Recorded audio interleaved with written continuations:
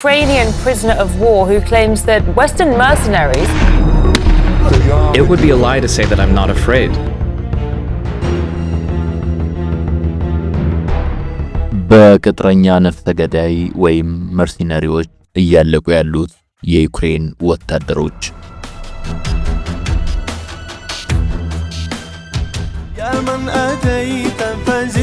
ውድ የሳሎን ቲዩብ ቤተሰቦቻችን ለመላው የእስልምና እምነት ተከታዮች ዲኤምሲ ሪል ስቴት ከወዲሁ እንኳን አደረሳችሁ ይላል። መጪውን የኢድ አልፈጥር በዓል ምክንያት በማድረግ ቀድሞ ለሚመጡ 20 ገዢዎች እስከ 30 በመቶ የሚደርስ ታላቅ ቅናሽ አዘጋጅቷል። በውብና ዘመናዊ መንደር ውስጥ ከስቱዲዮ እስከ ባለ 4 መኝታ ቤቶችና የንግድ ሱቆችን ሲያቀርብም ላቅ ያለ ደስታ ይሰማዋል። ያከፋፈል ሁኔታው እንዳያሳስቦ የገዢዎችን ፍላጎት መሰረት ያደረገ ነው። በካሬ ከ78000 ብር ጀምሮ በ8 በመቶ ቅድመ ክፍያ እንዲሁም 60 በመቶ ወለድ አልባ የባንክ ብድር ተመቻችቷል። ለበለጠ መረጃ በ0950 44 57 57 ይደውሉ። ዲኤምሲ ሪል ስቴት ደስታው እዚህ ይጀምራል። የመላው ዓለምን ትኩረት ስቦ የሚገኘው የሩሲያና ዩክሬን ጦርነት በየቀኑ አዳዲስ ክስተቶችን እያስተናገደ ይገኛል። በተለይም ከአዲሱ የአሜሪካው ፕሬዝዳንት ዶናልድ ትራምፕ በአዲስ አቋም መከሰት ጋር ተያይዞ ብዙ አዳዲስ ነገሮች፣ በርካታ የአቋም መሸጋሸጎች እየተስተዋሉ ይገኛል። በዶናልድ ትራምፕ የሰላም ስምምነት እቅድ መሰረት ለ30 ቀናት የሚቆይ የተኩስ አቁም ስምምነት ለማድረግ ካፋፍ ደርሰው የነበሩት ዩክሬንና ሩሲያ አሁንም ድረስ ግን በጦርነቱ እየገፉበት ይገኛሉ። በተለይም በዩክሬን ቁጥጥር ስር የቆየችው የሩሲያዋ ግዛት ኩርክስ የሰሞኑ ሁነኛ የጦር አውድማ ሆና ትገኛለች። ለሩሲያ የተለየ ድል ይዞላት የመጣው በአሜሪካ መንግስት ለዩክሬን ይደረግ የነበረው የሳተላይት መረጃ ድጋፍ መቆምን ተከትሎ ሲሆን ሩሲያ በዩክሬን ሰራዊት ላይ ዘርፈ ብዙ ድል መቀዳጀቷንም በመናገር ላይ ትገኛለች። በዚሁ የኩርክስ ግዛት ጦርነት ላይ የዩክሬን ወታደሮች ክፉኛ በሩሲያ ኃይል መመታታቸው ሲገለጽ፣ የቀሩት ደግሞ በከበባ ውስጥ የሚገኙና ተቆርጠው የቀሩ ብቻ መሆናቸውን ከወደ ሞስኮ የሚወጣው ዘገባ በማተት ላይ ይገኛል። ታዲያ በዚህ ሁሉ ምስቅልቅል መሃል ከሰሞኑ አዲስ ሆኖ የተደመጠው ለዩክሬን ተሰልፈው የሚዋጉ የሌሎች ሀገራት ወታደሮች ወይም መርሲነሪዎች ጉዳይ ሆኗል። እነዚህ መርሲነሪዎች ላይ የፈለኩትን አይነት እርምጃ ለመውሰድ የሚከለክለኝ ዓለም አቀፍ ሕግ የለም ባይዋ ሩሲያ በ10 ሺዎች የሚቆጠሩትን እነዚህን ተዋጊዎች ደመከልብ እያደረገቻቸው መሆኑን በስፋት እየገለጸችም ትገኛለች። የሩሲያና ዩክሬን ጦርነት በተጀመረ በ3ኛው ቀን ማለትም በፌብሩዋሪ 27 ቀን 2022 በዩክሬኑ ፕሬዝዳንት ቮሎዲሚር ዜሌንስኪ አማካኝነት እንደተቋቋመ የሚነገርለት ይኸው ዓለም አቀፍ ወታደራዊ ስብስብ ዩክሬንን ከሩሲያ ጥቃት ለመከላከል በሚል ነበር የተቋቋመው።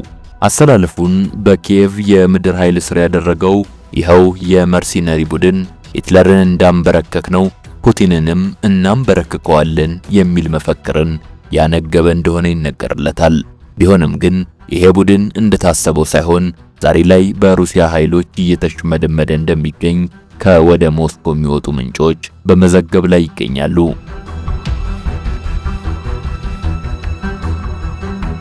ስለዚሁ ዓለም አቀፍ ቡድን በሌላ በኩል የሚደመጠው ወሬ ደግሞ እነዚህ ቅጥረኛ ወታደሮች ከሩሲያ ጋር ከሚደረገው ጦርነት ይልቅ ለማፈግፈግ ወይም ለመሸሽ በሚሞክሩት የኪየቭ ወታደሮች ላይ እየወሰዱት ያለው ጭካኔ የተሞላበት እርምጃ የከፋ እንደሆነም ነው።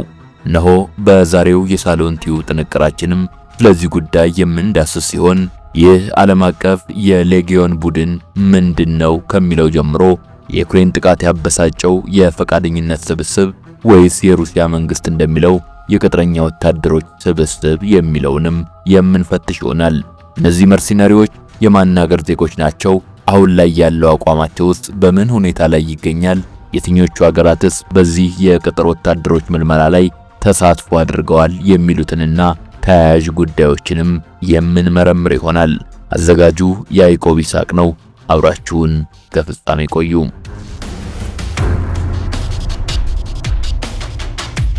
ሌጊዮን ዓለም አቀፍ የዩክሬን ነጻነት ታጋይ ወይስ የምዕራብ ሀገራት ቅጥረኛ ወታደሮች?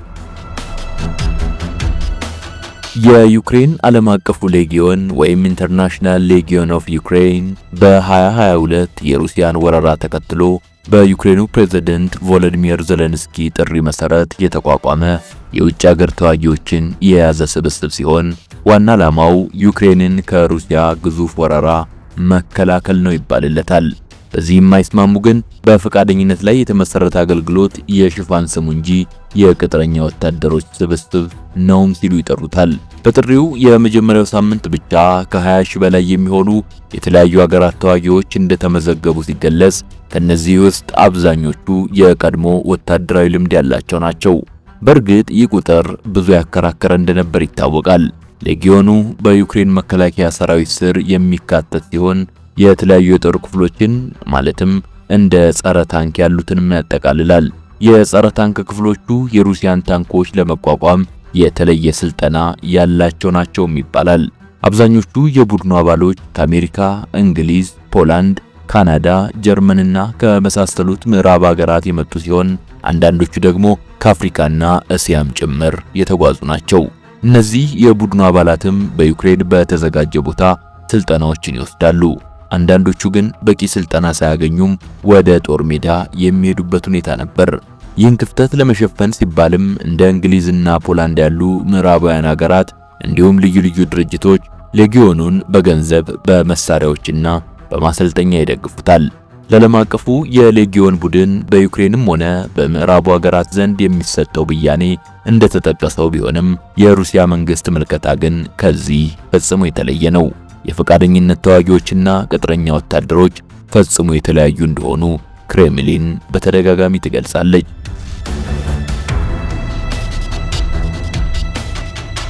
የወዶ ዘማቾች ታሪክ በዓለማችን የቀደመ ዘመን የነበረ ቢሆንም ምክንያቱ ግን ፍትሃዊነት ላይ የተመሰረተ ነው። ጉልበተኛ ሀገራት ደካማ ተብለው በተቆጠሩ ሀገራት ላይ በሚፈጽሙት ወረራ ምክንያት ብዙ ፈቃደኛ ተዋጊዎች ለፍትሃዊነት ሲሉ ለሌሎች ሀገራት በፈቃዳቸው ይዋጋሉ። እንደየሙያቸው ሌሎችም አይነት ግልጋሎቶችን ለተጎጂው ሀገር ይሰጣሉ። የሩሲያና የዩክሬን ጦርነት ግን በኢፍትሃዊ ጦርነት የተገለጸ አይደለም። ይህን ካሉም ምዕራባውያን ብቻ ናቸው የሚሆኑት።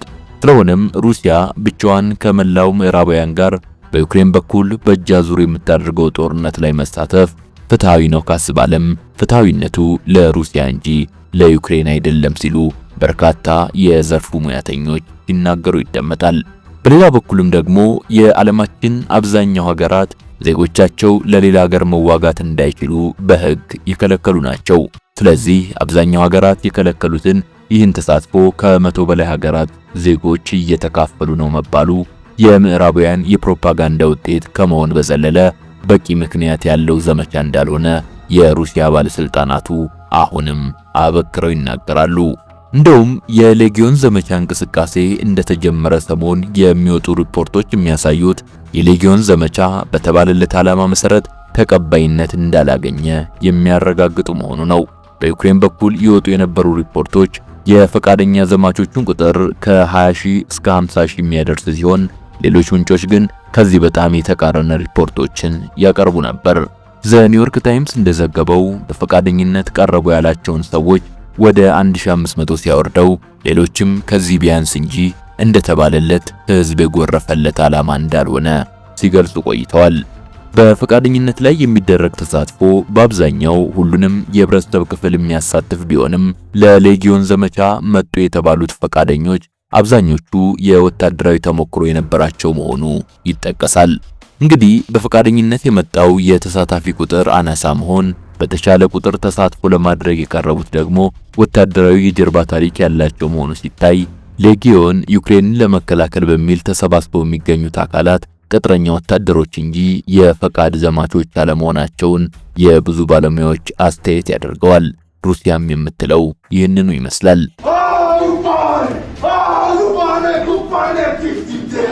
ከሰሞኑ ዩክሬን ቅጥረኛ ወታደሮችን እያስፈጀች እንደሆነ የሩሲያው የወሬ ምንጭ አርቲ ዘግቧል።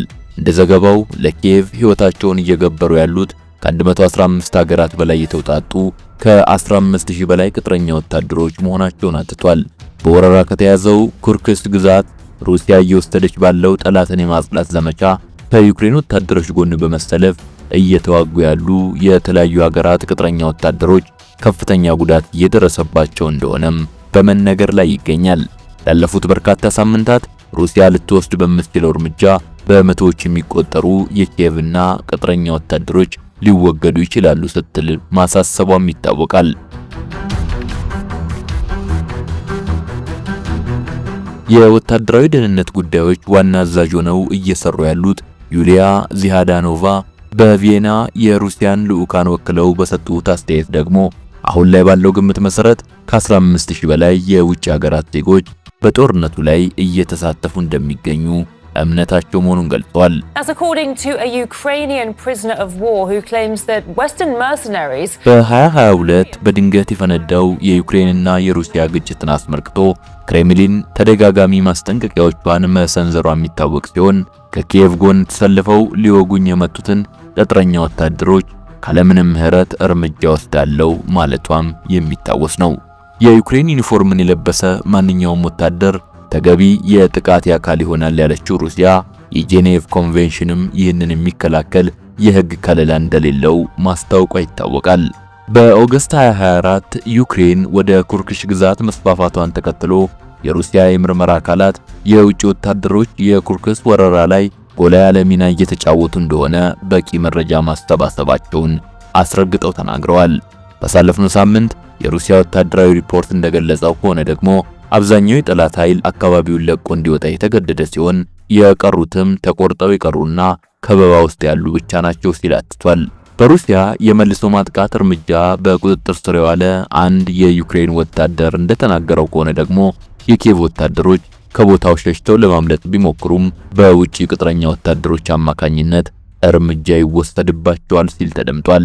በሌላ በኩልም ምንጮቼ ሹክ ካሉኝ ያለው አርቲ የጀርመን መንግስት የአፍጋኒስታን ስደተኞችን በአስገዳጅ ሁኔታ ለዩክሬን እንዲዋጉ እየመለመለ እንደሆነ አረጋግጠውልኛል ብሏል። በተለያዩ የወንጀል ድርጊቶች ተሳትፈዋል የተባሉት እነዚህ የአፍጋኒስታን ስደተኞች ለኪየቭ ተሰልፈው የማይዋጉ ከሆነ የሚጠብቃቸው ወደ አፍጋን በግድ መላክ መሆኑን ምንጮች ጨምረው ገልጸዋል። በጉዳዩ ላይ አስተያየት የሰጠ አንድ ሰው ለደህንነቱ ሲባል ማንነቱ እንዳይጠቀስ የገለጸ ሲሆን የጀርመን ባለስልጣናት የአፍጋኒስታን ስደተኞችን ኢንተርናሽናል ሌጊዮን ኦፍ ቴሪቶሪያል ዲፌንስ ኦፍ ዩክሬን የተባለው ቡድንን በግድ እንዲቀላቀሉ እያደረጉ ነው ብሏል። በዚህም እጅግ በፈጠነ ሁኔታ የኪየቭ ምድር ኃይል ምልምል ወታደሮች በመሆን እየተፈጠረ ያለውን የሰው ኃይል ክፍተት እንዲሞሉ ያስችላል ነው የተባለው። በዚህ እቅድ መሰረትም ወደ 2300 የአፍጋን እስረኞች በጀርመን ፖሊስ ተይዘው በበርሊን፣ ቦን፣ ኮሎኝ፣ ሃምቡርግ፣ ሙኒክ፣ ፍራንክፈርትና በሌሎችም የተለያዩ ከተሞች በስር ላይ የሚገኙ የአፍጋኒስታን ዜጎች የኪየቭ ሰራዊትን በግድ እንዲቀላቀሉ እየተደረገ ይገኛል። አፍጋኒስታን ኮንትራት ፈርመው ወደ ዩክሬን አንሄድም በሚሉ ስደተኛ እስረኞች ላይ ወደ አፍጋኒስታን የማጋዝ ማስፈራሪያ እንደሚሰነዘርባቸው ምንጮቼ ገልጸዋል ሲልም ቴሌቪዥን ጣቢያው ዘገባ ያስረዳል። ምንጮቹ ጨምረው እንደሚገልጹት ታዲያ በዚህ የወታደር ምልመላ ላይ የጀርመን የደህንነት ኤክስፐርቶች ስጋታቸውን ያጋሩ ሲሆን የጀርመን ብሔራዊ ደህንነት ተቋማትን እንደ አዲስ የማቧደን አቅም ያለው ይህ ሂደት ለወደፊቱ ለጀርመን አደገኛ እንደሚሆን ገልጸዋል። ለዚህም እንደ ዋነኛ ምክንያት ተደርጎ የተወሰደው ጽንፈኛ እስላማዊ አስተሳሰብ ያላቸው እነዚህ መርሲነሪዎች በቀጣይ በጀርመን በቋሚነት የመኖራቸው ነገር ነው። የተፈራረሙትን ኮንትራት ሲያጠናቅቁ አንዳንዶቹ ስደተኞች ወደ ጀርመን መመለሳቸውም አይቀር ነው። የዩክሬን ሰራዊት ከመቀላቀላቸው በፊት በከባድ መሳሪያ አጠቃቀምና በተቀጣጣይ ፈንጂ ላይ በስልጠና የሚያገኙት በቂ ዕውቀት ሲኖራቸው በወታደራዊ የጦር ተሽከርካሪ አጀባም ሆነ አጠቃቀም በቂ ልምምድ ይኖራቸዋል። ይህም ለጀርመን ደህንነት ትልቅ ማስጠንቀቂያ ነው ሲሉ ኤክስፐርቱ አስተያየታቸውን አክለዋል። ባሳለፍነው ወር በወጣው ሪፖርት በርሊን አካባቢ ከሚገኙት የወታደራዊ የቅጥር ተቋማት ቢያንስ አንዱ ማዕከል ለዩክሬን እንደሚሰራ ታውቋል። ቀጣሪዎቹም ለአዲስ ዓለም አቀፍ ባታሊዮን ደጋፊዎች እየፈለጉ እንደሆነ ለሚዲያ ግልጽ ሲያደርጉ ታይቷል። የሩሲያ ባለስልጣናት እንደሚገልጹት ለኪየቭ የሚዋጉ የውጭ ሀገራት መርሲናሪዎችን በተደጋጋሚ ጊዜ ወደ ፍርድ ቤት እየወሰዷቸው እንደሚገኙ ነው። ባሳለፍነው ጃንዋሪ ለኪየቭ ሲዋጋ የነበረው ሬንጀር ፓትሪክ የተባለ አሜሪካዊ ወታደር ከ2022 እስከ 2023 ለዩክሬን ጦር ሲዋጋ በመያዙ የ13 ዓመት እስራት የሩሲያ ፍርድ ቤት አከናንቦታል። በመጋቢት ወር ደግሞ የብሪቲሽ ዜግነት ያለው ጄምስ ስኮት አንደርሰን የተባለ ሌላኛው መርሲነሪ ዩክሬን በፈጸመችው የኩርስክ ወረራ ላይ ሲሳተፍ በመገኘቱ የ19 ዓመት እስር እንዲሁ ተፈርዶበታል።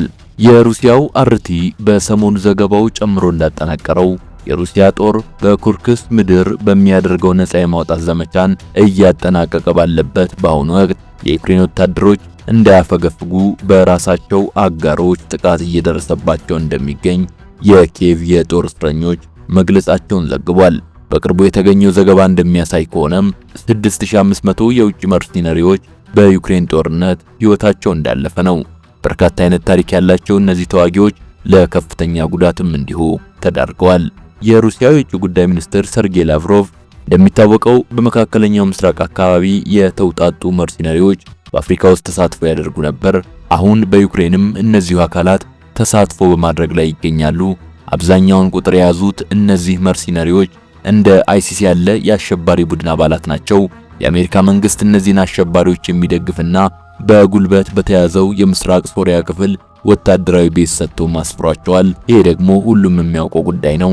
እነዚህ ምንም የተለየ ስም አያስፈልጋቸውም፣ ቅጥረኛ ወታደሮች ናቸው። የአይሲስ አባላት በሚጎርፍላቸው በሺዎች የሚቆጠር ዶላር በብዙ የጦር ሜዳዎች እየተዋጉ ይገኛሉ ብለዋል።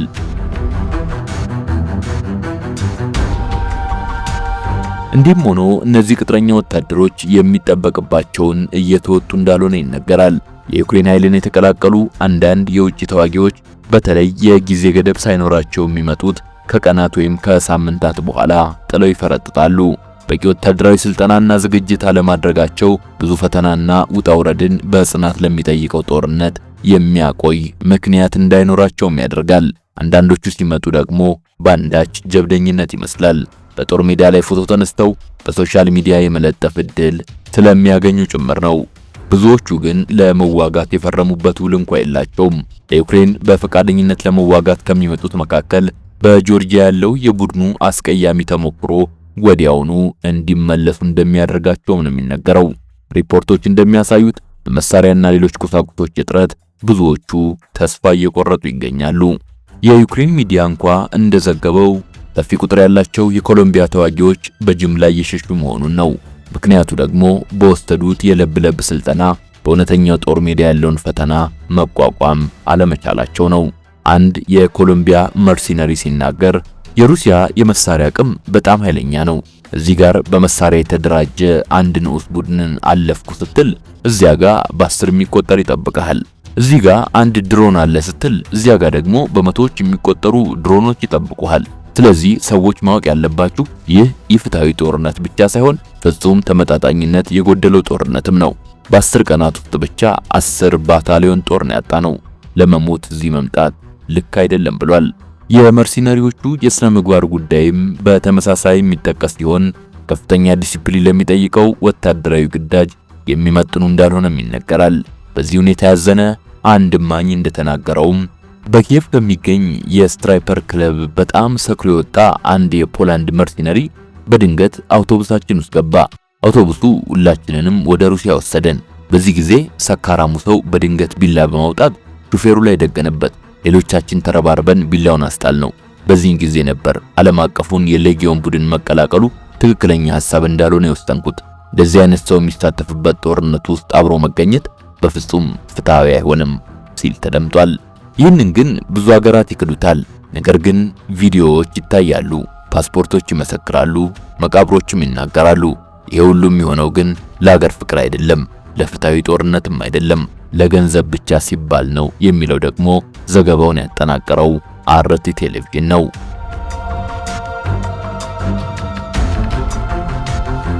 ሰርጌይ ላቭሮቭም ሁነቱን አስመልክቶ በመጨረሻ የሚከተለውን ይላሉ። The fact that the Ukrainians violating international humanitarian law ዩክሬናውያን ዓለም አቀፉን የሰብአዊነት ሕግ እንደሚጥሱ በግልጽ የሚታወቅ ነው። የምዕራባውያን መርሲነሪዎችና ጀነራሎች የሲቪሊያን ተቋማትን ለወታደራዊ ጉዳዮች እየተጠቀሙበት ይገኛሉ። ይህም የዩክሬናውያኑ ስህተት ነው። Western generals and instructors with their military is Ukraine's fault. ቸርን ሰንብት።